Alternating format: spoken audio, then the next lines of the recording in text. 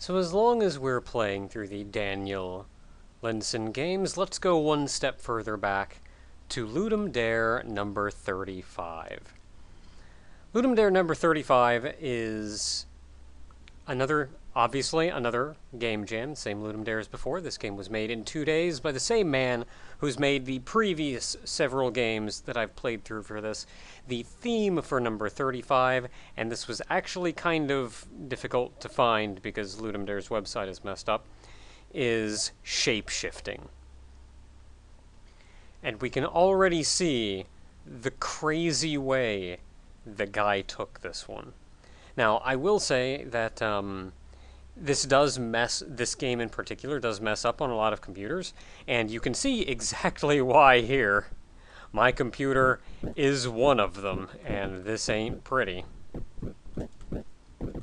However, he did make a compatibility version that handles things a little bit differently.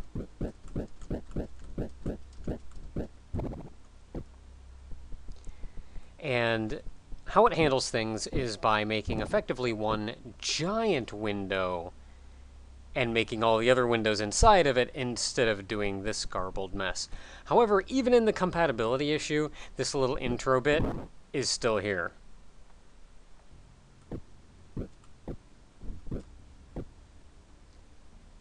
And then it fixes itself. 6 stakes for 6 vampires.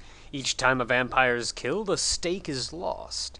Press left click to throw a stake towards the cursor. Stakes can pin down the edge of the window frame. Press and hold right click on a stake that is pinned down on the window frame to pull it towards you to make the window smaller. Press and hold R to recollect your stakes.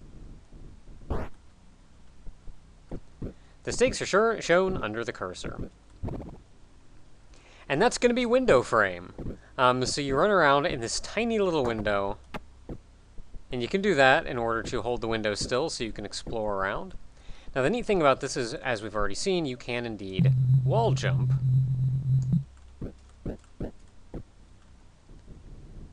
And you're going to have to use the edges of that window in order to figure that out.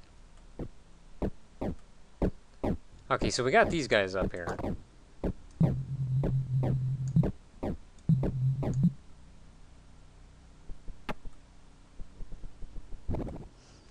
And now we don't have those guys up there.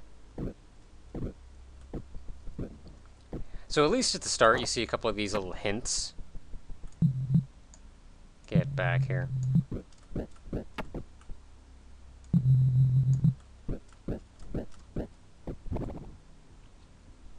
And in the end of the day, your goal is to get to the end of the stage. The door, if you would. Now you can see down there is a kind of tutorial, almost, that the little shooty thing can destroy these blocks. So we have to get a shooty thing to shoot all the way over here.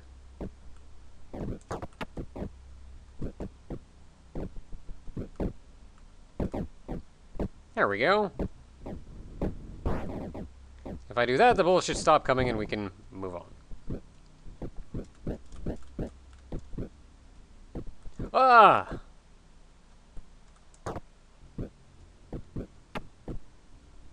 Hold up, I need that on the floor. There we go. No, now it's in the wrong place. Poop. Let's just put it there.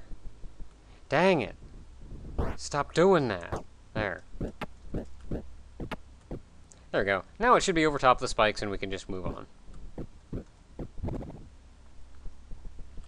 So this is actually kind of a lengthy game. So you see there's a lock on the door. Won't go away until a key. Until you get a key, sometimes you have to kill all the enemies in the room. That's a yellow one, so you see a red one on this one. So for this one, let's try killing the vampire.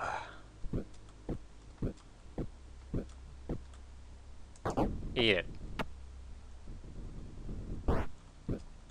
He wasn't so big. Wasn't so bad. Now we can go through the door. We're also down to just 5 stakes at this point. Ah, bat. So you'll start seeing enemies, regular bats. They go down in 1 regular stake, and you can get your stakes back.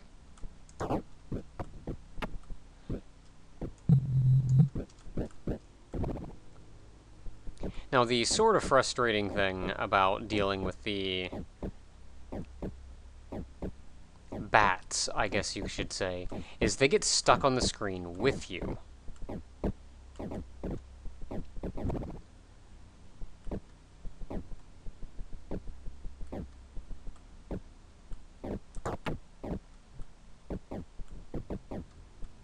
I think this will manage. We just gotta dodge a little. Gotta dodge a little, work our way down. To the bottom of the fiery pit.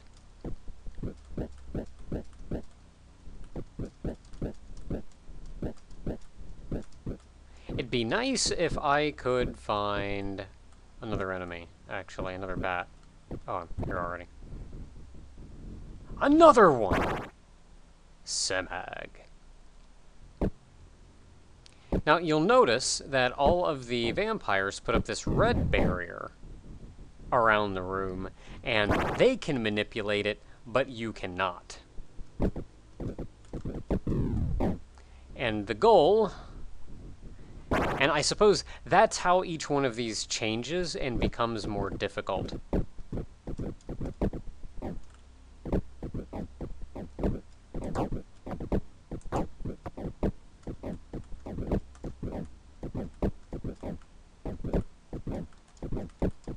So we gotta do some quick dodging to get down here.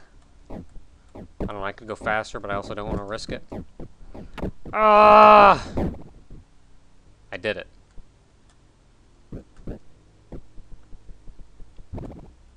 Now, the game does not save your progress, but there is a skip function. Pope.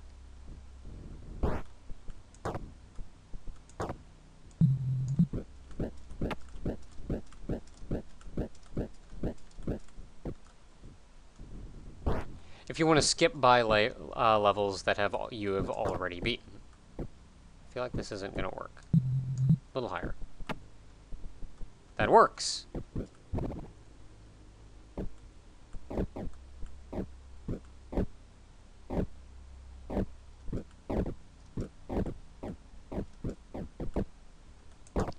Okay, so I will die to this one probably 500 times.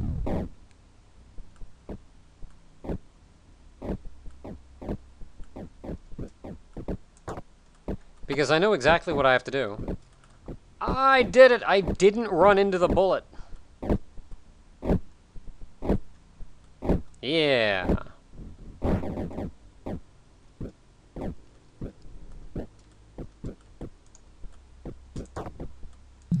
Bring you just a little bit closer.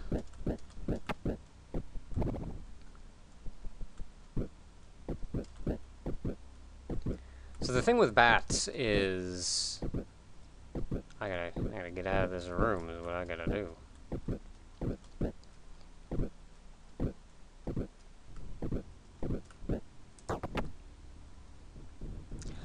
I done fudged up.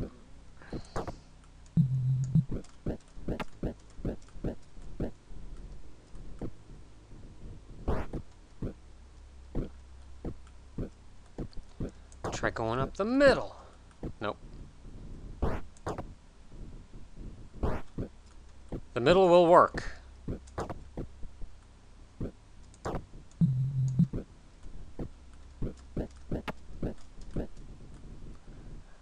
Because the vampire is right there. Laynad. I did it. I killed him. Crap. Crap. Crap. You see, this is what, yes. As you see, bats don't die or disappear when they go off the edge of the window. Once they've appeared in the window, you will drag them around with you.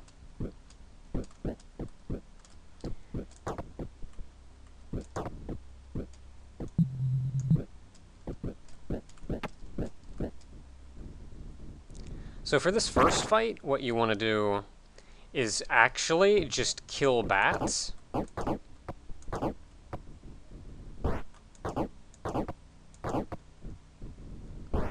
And then worry about the vampire. Eat it!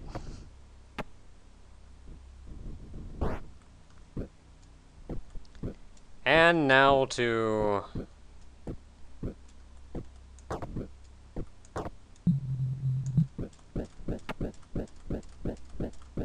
I don't know where it is.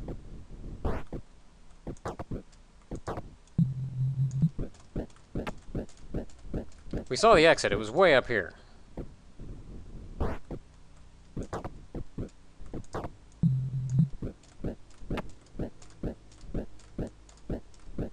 Where the crap is it?